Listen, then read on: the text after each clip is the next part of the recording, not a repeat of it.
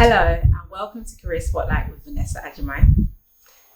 Today, I'm so excited to welcome my guest, Tonia Hope, who is also my friend, and she is here to share her career journey with everyone. Hello, Antonia. Hi. Thanks so much for agreeing to come. You are so welcome. Share your career journey. How are you doing? I'm good. It's been a busy few months, but I'm definitely happy, settled, excited for Christmas. Oh, that's good. Okay, so can you tell me a bit about what you do right now? Cool. So at the moment, I'm a policy advisor. So I work in a governmental department working on the area of energy. So of course, we all know that there is currently a cost of living crisis and energy prices are very, very high at the moment. So what I do in my role is just working on some of the schemes that the government has in place to help counteract the cost of living for the general public that live in the UK. And I'm also a content creator, so it definitely feels like I work 2 full-time jobs. So I am a travel content creator, so I spend a lot of my time traveling around the world, working with brands, and creating awesome content on social media. Great, that is a lot. So, mouthful. Did you always know that you wanted to go into policy? Absolutely not. I didn't even know it was a career, in all honesty. So at sort of GCSE sixth form, I had no idea what I wanted to do. I basically chose subjects, very random, of course, with like my parents skewing me towards all of the sciences to be a doctor. Yeah. And one of the subjects I chose was actually economics. I ended up doing this at university just because I enjoyed it and I just thought it would give me options to go into a wide range of fields without being too limited. And in my sort of final year, or maybe my second year, I went to like a careers fair and there was someone that was like, you could be an economist. Like, there are different roles for it. And I was a bit like, oh yeah, I could. I don't know what I want to do anyway. This sounds good. Yeah. And then following that, I did a series of like internships in that area. And I thought, this is a really, really interesting area. And the government is one of the like highest hirers for people with economics degrees. Okay. So naturally, I ended up working in government as an economist. Yeah. But then once you're in government, you find out that there are so many other roles within government that your degree could be used for. And there was just sort of a natural transition to moving to policy, as I felt that there was more power to sort of skew the direction of things, as opposed to being more in the area of supporting policy colleagues. Oh, okay, great. How did you know about the careers fair?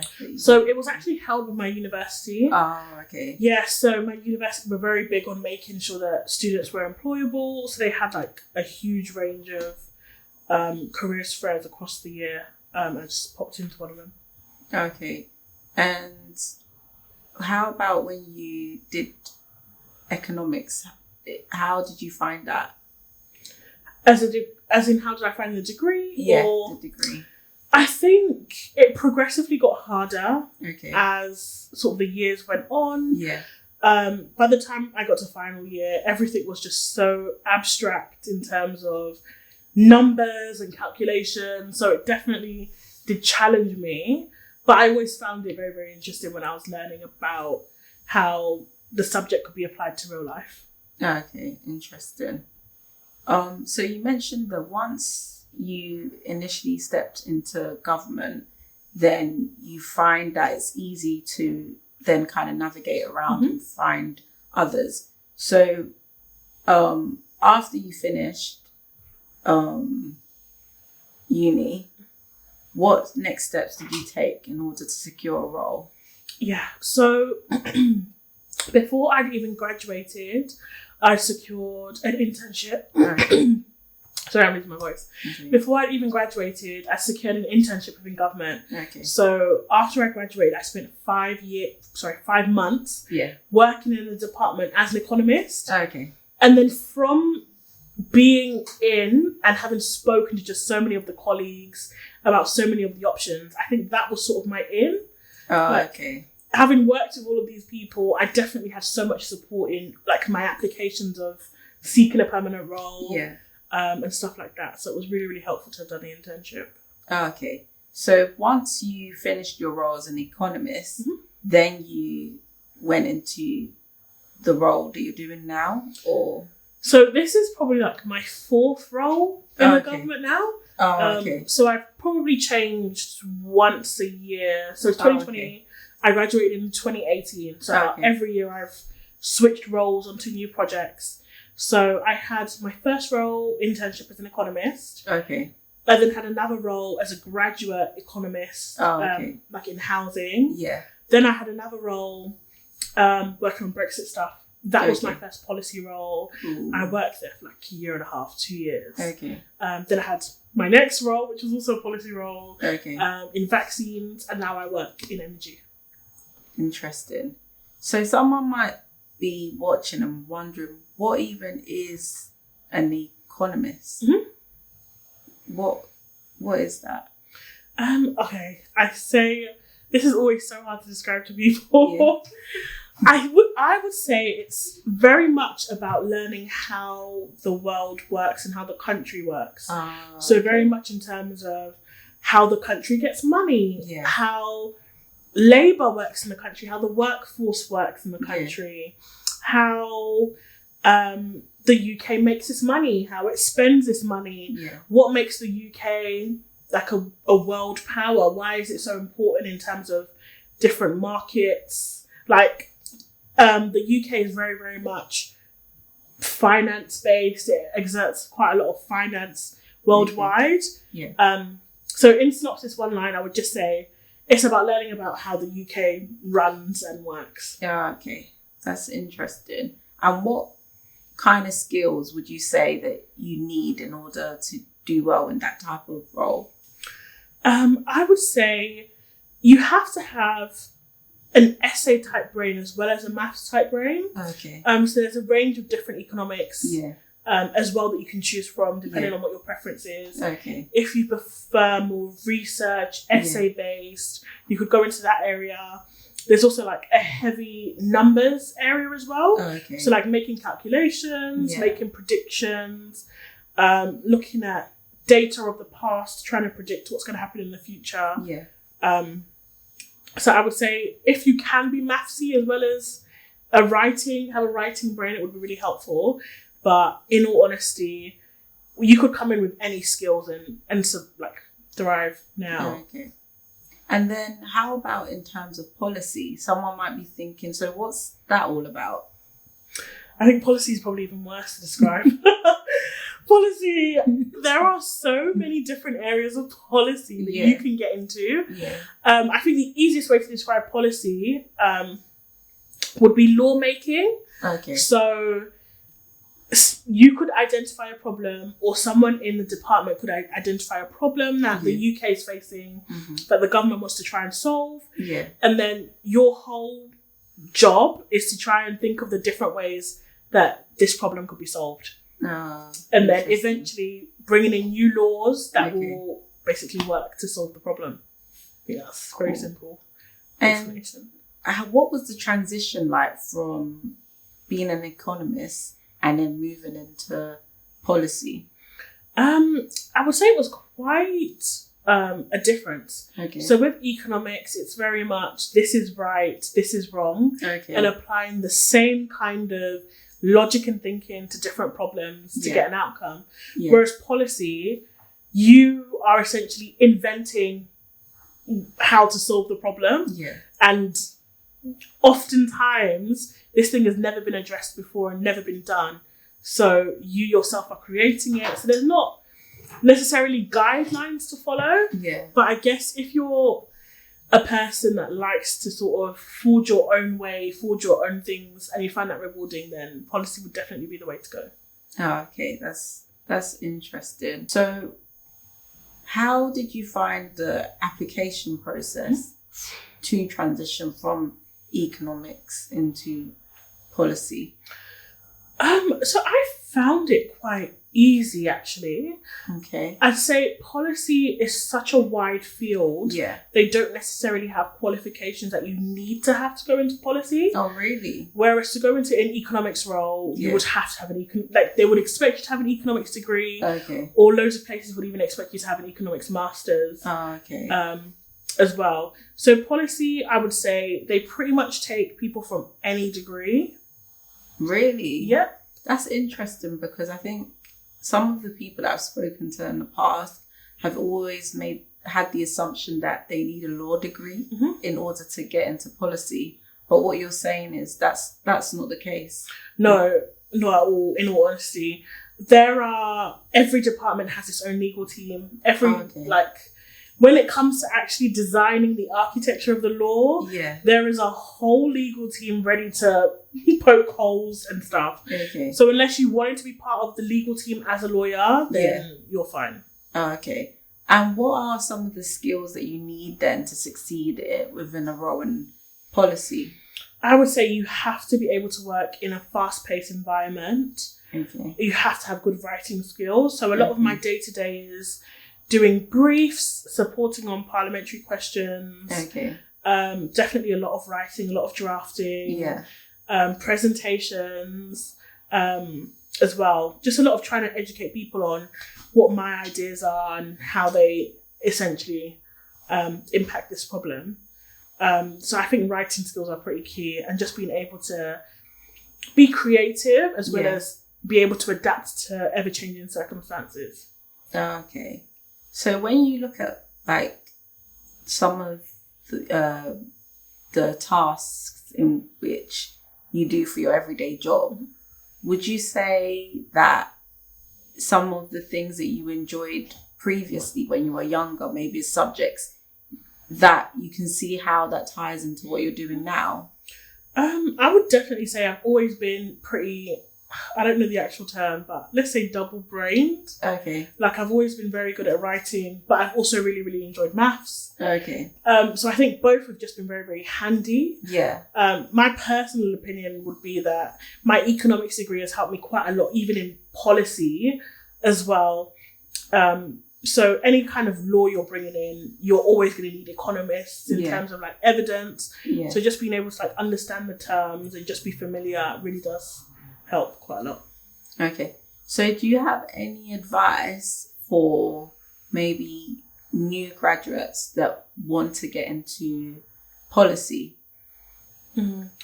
I would say, since my time of joining the civil service, so many new programs have come out. Okay. Even if in sixth form you were ready to enter the workforce and you still wanted to go into policy, there are now apprenticeships. So they've even knocked out the barrier of you needing a degree. There's a policy apprenticeship as well as economics. Oh, okay. In terms of being a fresh graduate, or even while you're being while you are a student, I would say internships are so vital. The government has a number of internships to really try and get people in, try and get the best people into government. That'd be my advice. So where do they go to view some of these opportunities? So everything is on the government website. Okay. Whenever there's roles available externally, they are all popped into the civil service jobs website, so you can go on there and check stuff out. I would say usually around September, there's a massive intake in terms of students or people that have just left education. Okay. And you mentioned that you don't actually even need a degree to get into policy. So people that might not want to go to uni could also explore apprenticeships as an option. So they can literally get into those positions without pursuing the education, continuing to a higher level. That's interesting. Would that be the same in terms of getting into economics as well? I know you did mention that with that, there's more of a requirement to have an economics degree. So if you're going to do the apprenticeship route, there is an economics apprenticeship, so you wouldn't need the degree. Okay. But if you did want to more so go to uni, you would need the economics degree. Okay. Cool. And how about in terms of progressing within like policy, do you know like what some of like the routes are? So I know in terms of grade, Okay. how you would progress. Oh, okay. Yeah, so I definitely say there is a route from pretty much. I know people that have gone from being sort of the lowest level in like the grading system to slowly working their way up just by rotating, doing different roles. Yeah. Like my highest sort of recommendation for being in the civil service is just working in different teams, working in different areas. Yeah. The more you expand your knowledge, the more you'll get transferable skills, which will come in really handy if you're applying for a promotion. Okay. Yeah. That's great. Another thing that I wanted to ask is, some people have said in the past that with the civil service, the application process can be quite long-winded and extensive, but you mentioned that when you put through your application, it was quite straightforward. How did you go about it, like putting it together? So something that I get asked quite commonly is about sort of the programs that the civil service has to get in. Okay. People don't actually realise you can apply directly for a role. Oh. So you don't necessarily even need to go through a scheme as a graduate. Yeah. You can go onto the website, find a role that you're interested in and apply directly. Okay. And from that, it's, if they like your application, there's an interview. Sometimes there's tests, but they don't take too long either. And then if you pass the interview, they offer you a job if it's to like the standard that they're looking for, which is quite simple. Whereas the government used to have a graduate program that had maybe 5, 6, 7 steps before you would eventually get employment. So doing the direct route of 1, 2 steps, applying on the website would be a lot easier than going through the process, of course. Okay, that's interesting.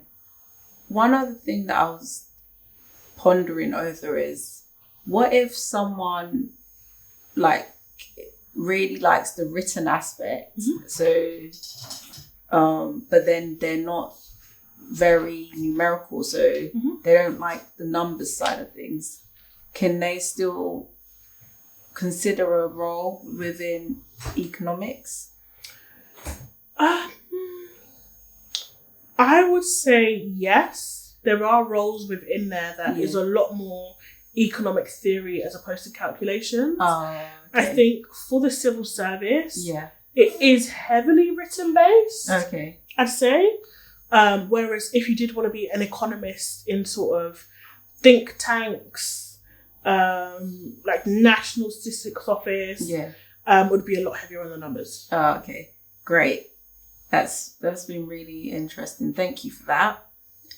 Now we're going to move on in terms of the other side.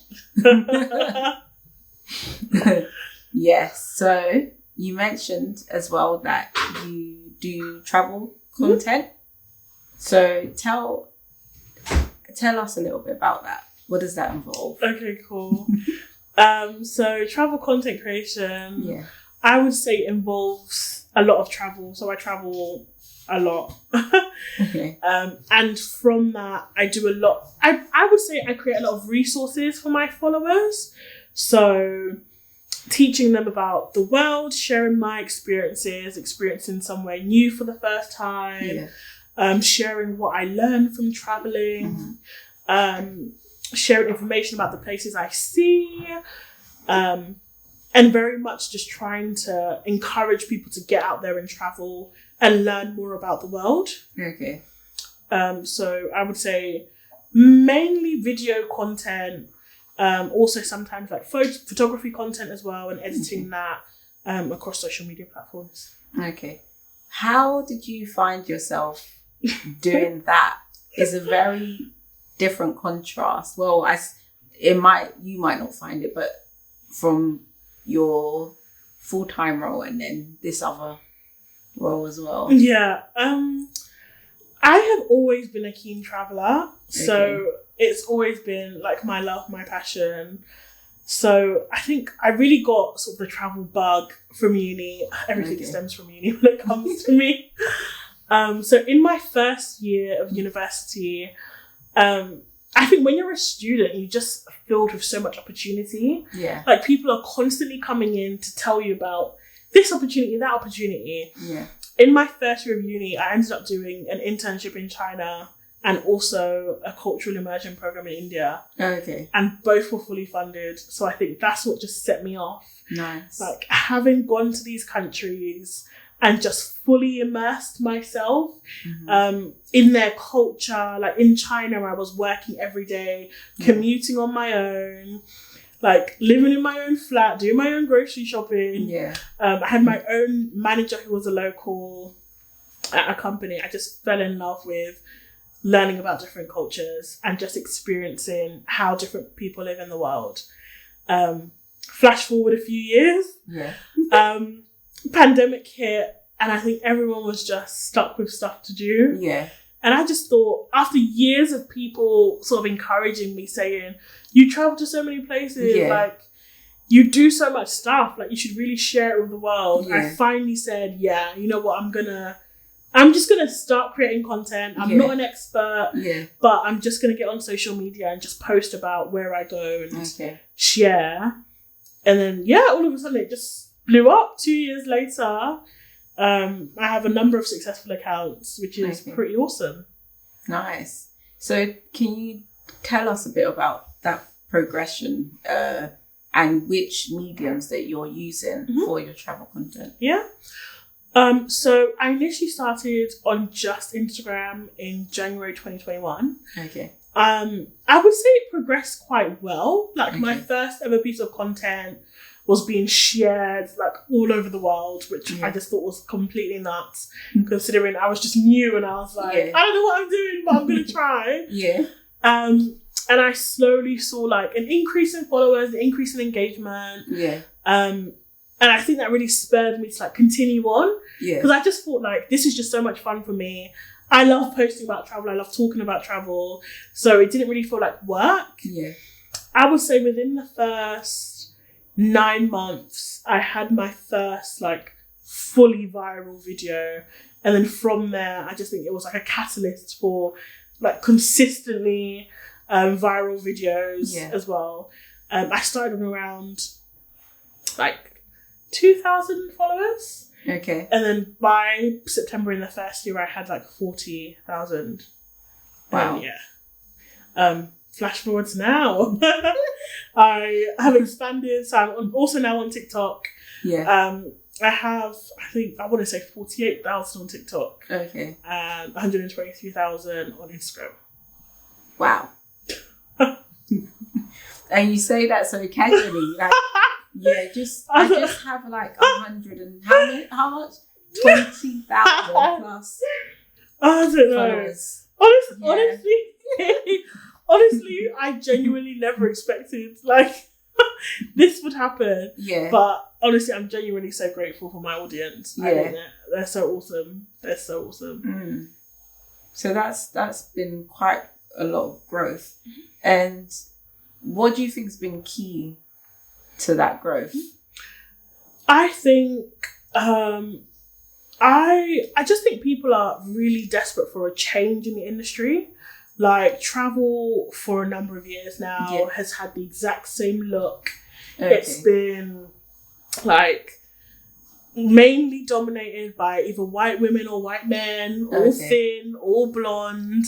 And I'm very much different from all of that as well.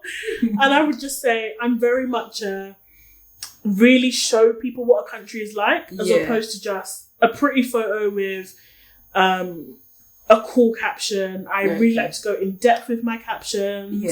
Really try and make sure my content is just of so much value for my audience. That's interesting. So where are some of the places that you've been? Oh God, full list. I've been to a lot of places. I would say my recent trips were the Maldives, Peru, Portugal, Hungary. I would say that, let me go with those. And that's just over the last 3 months. Wow. So just those places in just those places in 3 months. Interesting. So obviously, where do you envision like your influence in going? If I'm completely honest, I'm very much just here for the journey, here for the ride. Like, I used to predict what I thought things would turn out to be, and they have just been like so much better than I ever could have imagined. Okay. Like, some of my goals, like in my first year, my goal was to reach 10,000 people, and I thought that was very ambitious. Yeah. And then I ended my first year with 40,000 followers. So I just think, I don't want to limit myself with my short-minded goals. Yes. But I definitely would say just more of what's been going on. So this year, like, my goal was to have 1 press trip, but I've been on 5. So honestly, just seeing where things go, like traveling more, going to countries that I haven't been, learning about there, and just benefit my audience as much as I can. Okay. And what would be your advice for other influencers that maybe have just started? I would say keep at it. I would say probably my most valuable advice I would give is just being yourself, being authentic. Okay. I think it's so easy to try and be a person you think people would want to see on social media, but everything has moved so much to just people wanting to see real life, everyday people being themselves. Yeah. Like, I think one of the highest compliments I ever received from people is that I am exactly the same online as I am in person. Oh, okay. So, like, I've met a number of my followers in person, and they're like, you're exactly the same as you are online, which is pretty cool. That's nice as well. Would that be this kind of same advice for maybe someone that hasn't just started and has been doing it for a while, and maybe they're not experiencing that kind of growth that they want to see?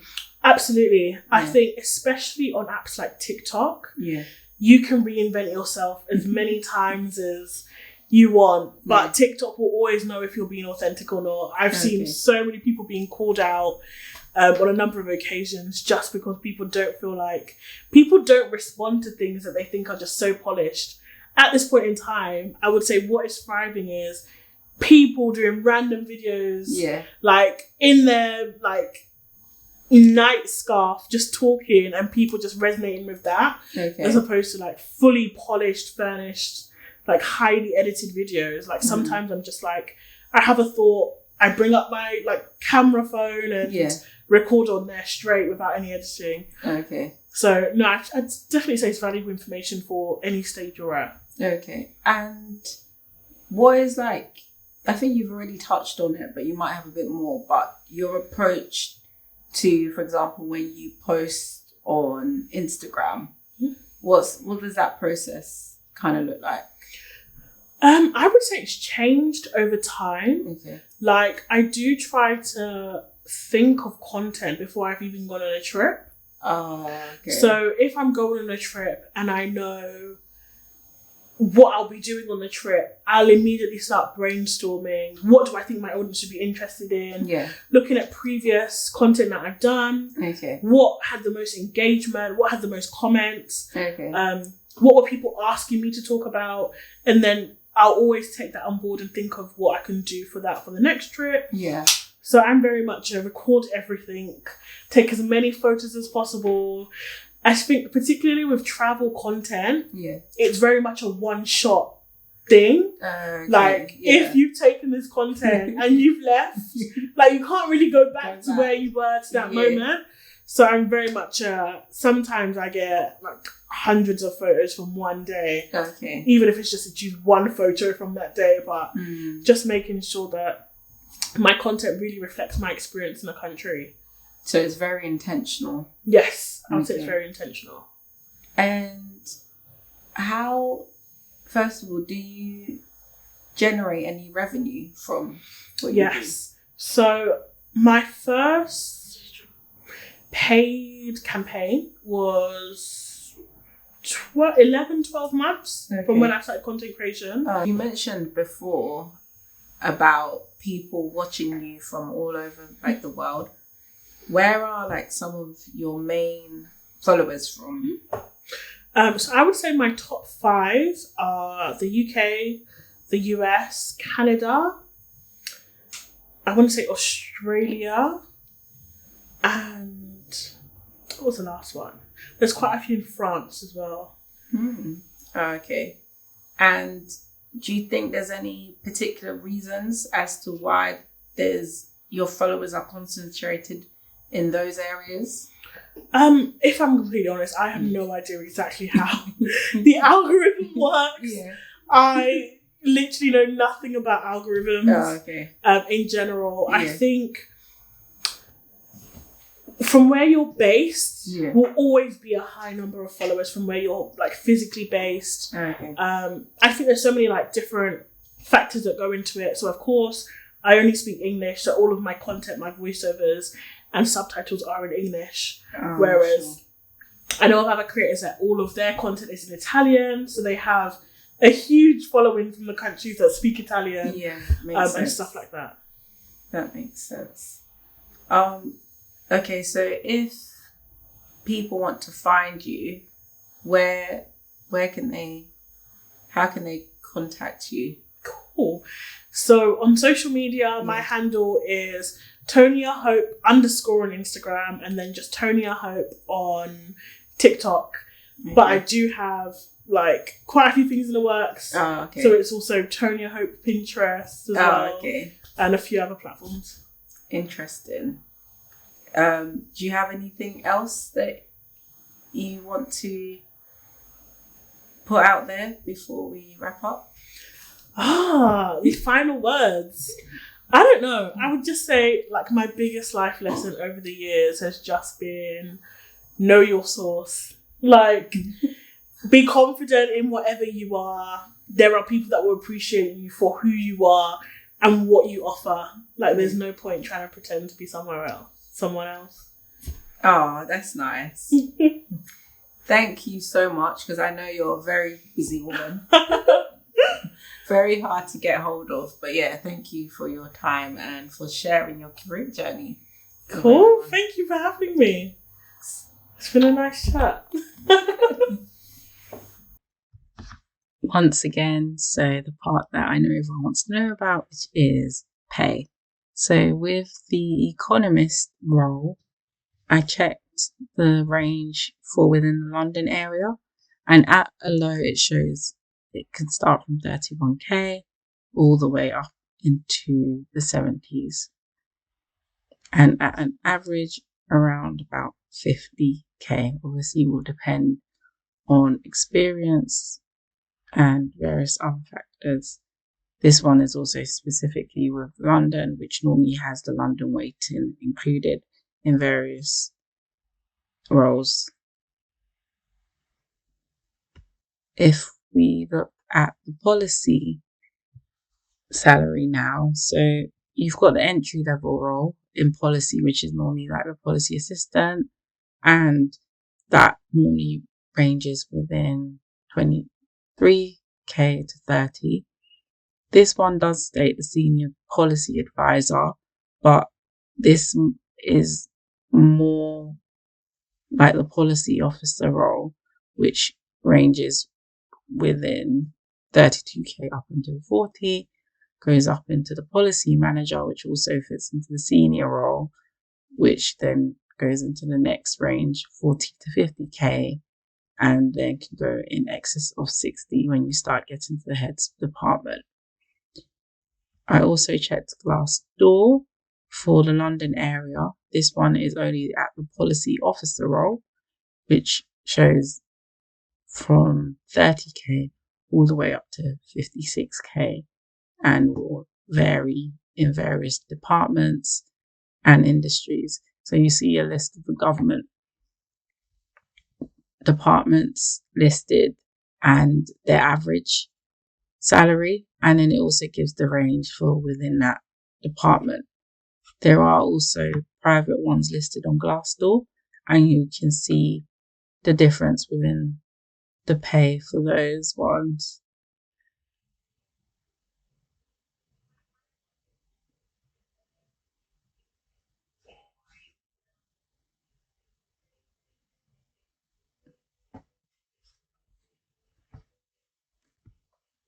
I found that talk to be really interesting. I think one of the takes from me is I never knew that you could go into policy or be a policymaker without like a degree, especially in law.